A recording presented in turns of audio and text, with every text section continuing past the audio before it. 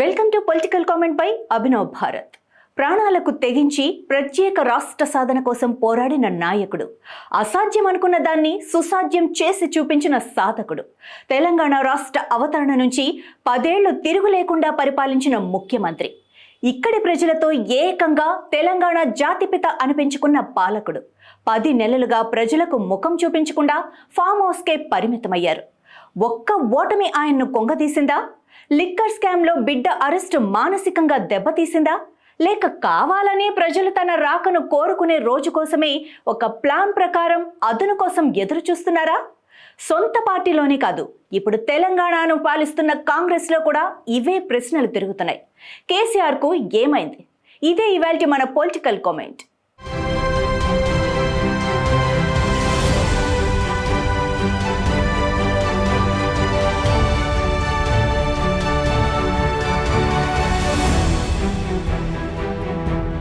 గతమెంతో ఘనకీర్తి గలవాడ అన్నట్లుంది ఇప్పుడు తెలంగాణ రాష్ట్రంలో కేసీఆర్ బీఆర్ఎస్ల పరిస్థితి.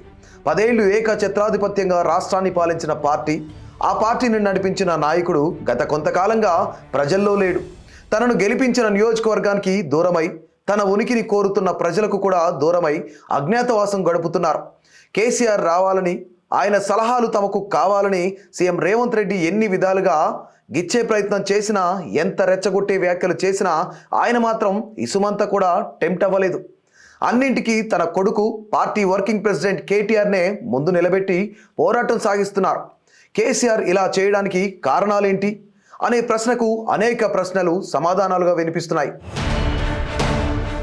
అధికారం దూరమైందనే బాధలో ఆయన బయటకు రావడం లేదా? లేక ఊహించని ఓటమిని ఆయన ఇంకా జీర్ణించుకోలేకపోతున్నారా? అనారోగ్య సమస్యలే ఆయన బయటకు రాకపోవడానికి ప్రధాన కారణమా? లేదంటే లిక్కర్ స్కామ్లో తన బిడ్డ కవిత జైలుకు వెళ్ళడం ఆయన్ను మానసికంగా కుంగదీసిందా? లేక కొంతమంది అనుకుంటున్నట్టుగా నిజంగానే దీని వెనుక ఇంకేదైనా వ్యూహం ఉందా? అలా అనేక ప్రశ్నలు రాజకీయ వర్గాల్లో సుడులు తిరుగుతున్నాయి. అయితే రాష్ట్రంలో రాజకీయ పరిస్థితులను ఒక్కసారి గమనిస్తే 6 గ్యారంటీల పేరుతో అధికారంలోకి వచ్చిన కాంగ్రెస్ ప్రజల మెప్పును పొందడంలో ఇంకా వెనుకబడే ఉంది.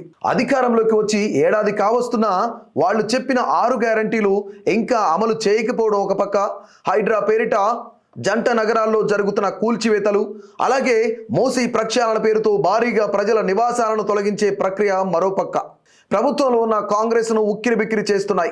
ఈ విషయంలో ప్రభుత్వం ప్రజల నుంచి తీవ్ర వ్యతిరేకతను కూడా మూటగట్టుకుంటుంది. ఇలాంటి సమయంలో అధినేత బయటకు రాకపోయినా కేటీఆర్ ముందు నిలబడి పోరాటం సాగిస్తున్నారు.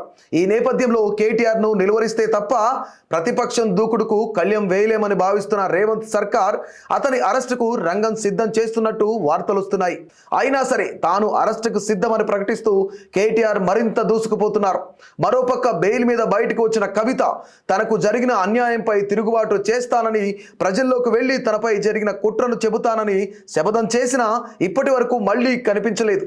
దీనికి కూడా ఆమె అనారోగ్యమే కారణమని సన్నిహితులు చెబుతున్నా పక్కా ప్లాన్తో ప్రభుత్వంపై పోరాటానికి కవిత సిద్ధమవుతున్నారని తెలుస్తోంది. ఒక పక్క కేటీఆర్ అరెస్టుకు రంగం సిద్ధమవుతోందని భారీగా ప్రచారం జరుగుతోంది. మరోపక్క కవిత ప్రజల్లోకి రావడానికి సిద్ధమవుతున్నారనేది మరోపక్క వినిపిస్తోంది. వీటన్నింటికీ అతీతంగా కాంగ్రెస్ ప్రభుత్వానికి ఏడాది పూర్తయిన రోజున కేసీఆర్ సింహంలా బయటకు వచ్చి గర్జిస్తారని పార్టీ వర్గాలు చర్చించుకుంటున్నాయి. వీటన్నింటిని బట్టి చూస్తుంటే కాంగ్రెస్కి గట్టిగా చుట్టుముట్టేలా బీఆర్ఎస్ నేతలు ప్రణాళిక వేస్తున్నారని, దీని కర్త కర్మ క్రియ అన్నీ కేసీఆర్ అని తెలుస్తోంది. నిజానికి కేటీఆర్ అరెస్ట్ కావడం కోసం వెయిట్ చేస్తున్నట్టే ఉంది. ఆయన మాటలే అందుకు నిదర్శనం. తన అరెస్ట్ ద్వారా పార్టీలో తీవ్రమైన కదలిక వస్తుందని, దాన్ని కొనసాగించడానికి జైలు నుంచి రాగానే పాదయాత్ర చేయాలనేది కేటీఆర్ ప్లాన్. ఇక కేటీఆర్ అరెస్ట్ అయిన మరుక్షణం కేసీఆర్ బరిలోకి దిగడం ఖాయం. మరోపక్క కవిత కూడా ప్రజల్లోకి వెళ్ళడానికి అన్ని విధాలా సిద్ధమవుతున్నారు. వీటన్నింటికీ తోడు ప్రభుత్వంపై విరుచుకుపడటానికి హరీష్ రావు ఉండనే ఉన్నారు. ఇలాంటి పరిస్థితుల్లో కేటీఆర్ను అరెస్ట్ చేసి చేతులారా తలనొప్పి తెచ్చుకోవడం, ఎందుకులే అని ఆలోచన కూడా కాంగ్రెస్ అధిష్టానం చేస్తున్నట్టు తెలుస్తోంది. ఏపీలో ఎన్నికలకు ముందు చంద్రబాబును అరెస్టు చేసి జగన్ ఎంత నష్టపోయాడో కళ్ల ముందే కనిపిస్తూనే ఉంది. అదే తప్పు చూస్తూ చూస్తూ రేవంత్ రెడ్డి చేయరు.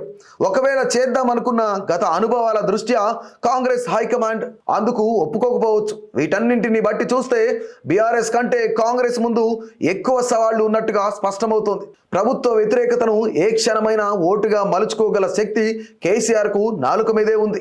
ఇక ఆయనకు అర్జునుడిలా కేటీఆర్ ఉండనే ఉన్నాడు. అలాంటప్పుడు బంతి కాంగ్రెస్ కోర్టులోనే ఉందన్నది సుస్పష్టం. ఎందుకంటే ఇప్పుడు కేటీఆర్ను అరెస్ట్ చేసిన కేసీఆర్ బయటకు వచ్చినా నష్టపోయేది కాంగ్రెస్. ప్రజల్లో ఉన్న వ్యతిరేకతను పదింతలు చేయగల శక్తి కారు పార్టీకి ఉందని చెప్పడానికి ప్రధాన కారణం ఆ పార్టీకి గ్రామాల్లో ఉన్న బలమే. ఏతా ఓతా ఇప్పుడు ఆచితూచి అడుగులు వేయాల్సింది అధికారంలో ఉన్న కాంగ్రెస్. అధికార పార్టీని ఈ పరిస్థితుల్లోకి నెట్టడంలో బీఆర్ఎస్, ముఖ్యంగా ఆ పార్టీ అధినేత మాజీ ముఖ్యమంత్రి కేసీఆర్ సక్సెస్ అయ్యారనే చెప్పుకోవాలి. కేటీఆర్ లోపలికెళ్లినా కేసీఆర్ బయటకొచ్చినా నష్టపోయేది మాత్రం కాంగ్రెస్సే అన్న వాతావరణం ఇప్పుడు తెలంగాణ రాజకీయాల్లో నెలకొంది. దీని వెనుక ఉన్న మాస్టర్ బ్రెయిన్ ఎవరో కాదు, కేసీఆర్. ఆయన ఫామ్ హౌస్ నుండి బయటకు రావటం లేదని అదే పార్టీలో కొంతమంది నేతలు బాధపడుతున్నా గ్రౌండ్లో జరుగుతున్నదంతా ఆయన స్కెచ్ ప్రకారమే నడుస్తుందని, కేసీఆర్ ప్లాన్ ఆపరేషన్ కాంగ్రెస్ పక్కాగా అమలైతే కాంగ్రెస్ కు ఉక్కపోత తప్పదని మరికొంతమంది బలంగా విశ్వసిస్తున్నారు. ఏది ఏమైనా రాబోయే రోజుల్లో తెలంగాణ రాజకీయాలు మరింత వేడెక్కటం ఖాయం. ఇది ఈ వారం పొలిటికల్ కామెంట్. మరో పొలిటికల్ కామెంట్తో నెక్స్ట్ వీక్ మళ్ళీ కలుద్దాం. అంతవరకు చూస్తూనే ఉండండి అభినవ్ భారత్.